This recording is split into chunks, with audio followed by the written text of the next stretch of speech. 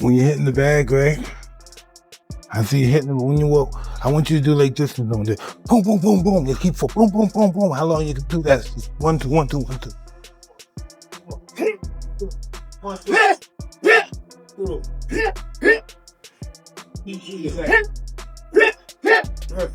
Paul, I think when he weighed in for Mike Tyson was 227 pounds. That is, if I'm not mistaken, a 92 pound weight difference. Almost a 100 pound weight difference. It's insane. That is called one thing. That's called being a bully. One Gervonta Tank Davis recently teamed up with boxing legend Mike Tyson for an intense and brutal training session. Ahead of his highly anticipated showdown with Jake Paul, the gym atmosphere was electric as Tyson passed down his signature ferocity and precision to the younger fighter. Tyson personally drilled Tank on explosive punching combinations, emphasizing head movement, body torque, and fight-ending uppercuts. Witnesses said Davis looked sharper than ever, channeling Tyson's signature aggression and speed.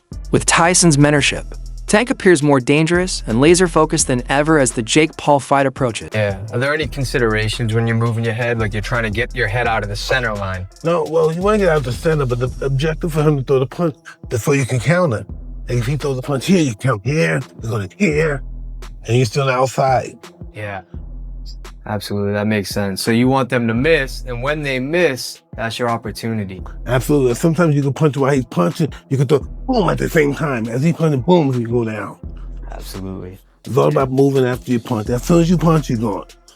Whatever it is, boom, side, whatever it is, you have to go. I love that foot movement. Is that something that Casamado taught you? Yeah, twisting. Twisting is what it's called. The clash between Jake Paul and Gervonta Davis is officially set for November 14th at the Casella Center in Miami, Florida. The fight was originally planned for Atlanta, but concerns from the Georgia Athletic and Entertainment Commission over the massive weight difference between the two fighters led to the relocation. Oh my days. Jake Paul versus Tank Davis. Is this real? This can't be real.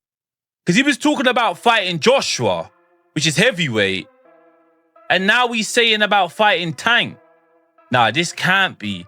It's Netflix as well. I need to go and do some checks and see if like the main pages have posted this. But Jake Paul's posted it. It says Friday, November 14th. It's in Atlanta, State Farm Arena.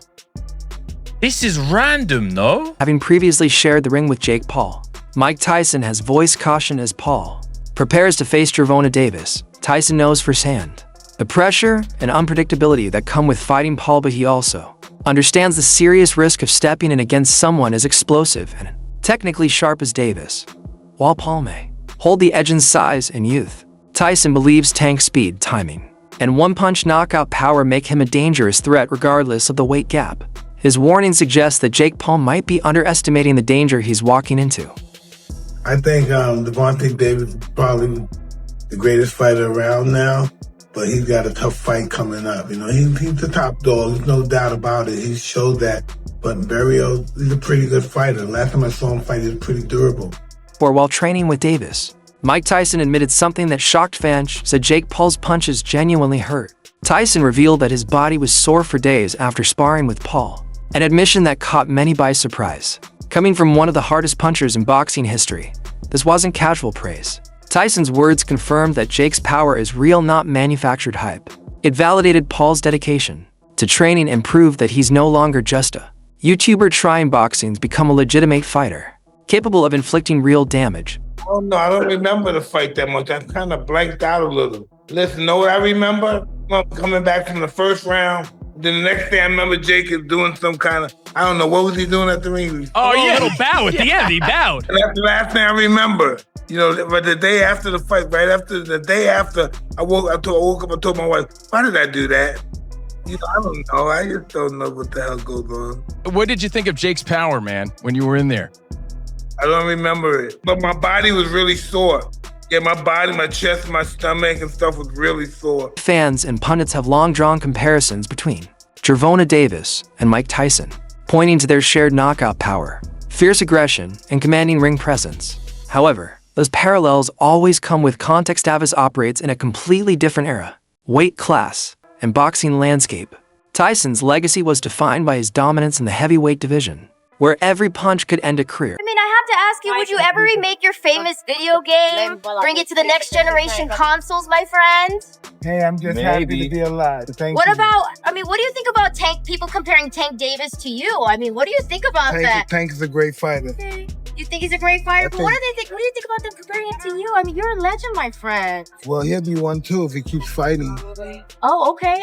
All right. Well, thank you. Okay, bye. On the other hand, Tank Davis has distanced himself from the young Tyson label. In multiple interviews, he's clarified that while Tyson was a destroyer, he himself is more of a boxer-punchera blend of power and precision. Tank relies on calculated setups and counter-punching rather than sheer aggression, saying Tyson's style was more. Do you feel like you're the mini Mike Tyson? Nah, What do you call your style? I don't know. I think I'm a boxer puncher. What was Mike Tyson? He was a brawler. Brawl means more than one person.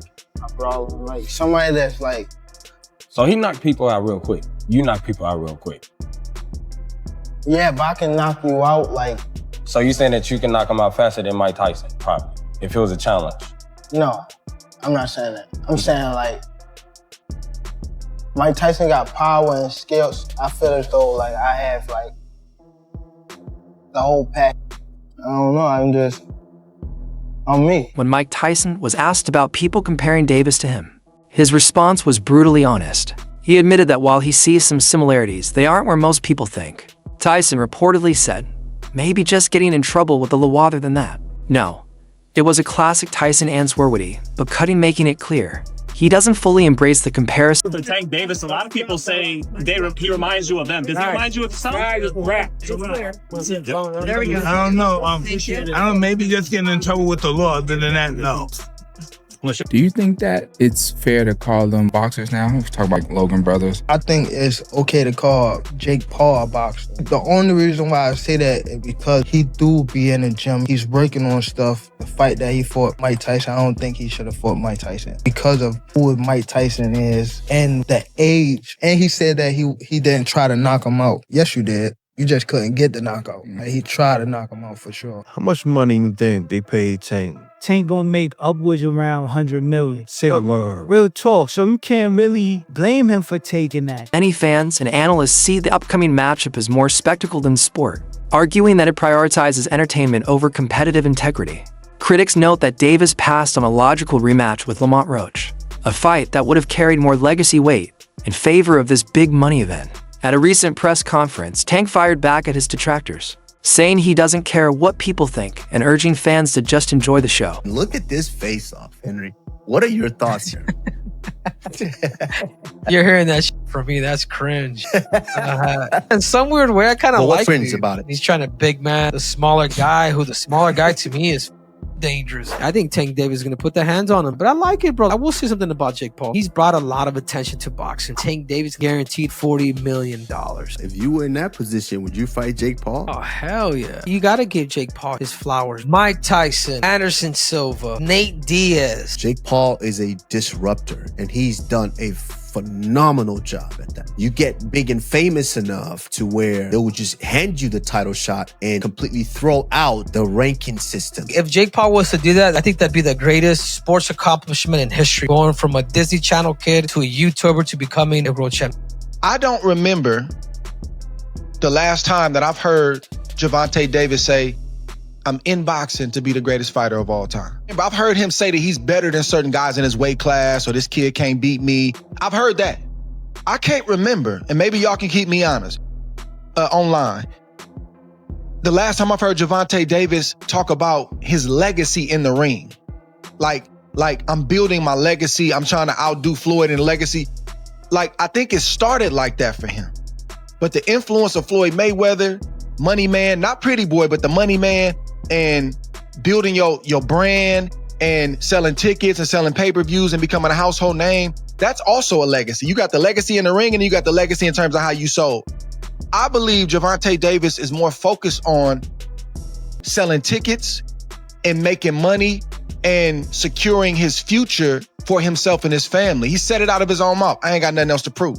If you're trying to be one of the greatest fighters of all time, it's still a whole lot to prove.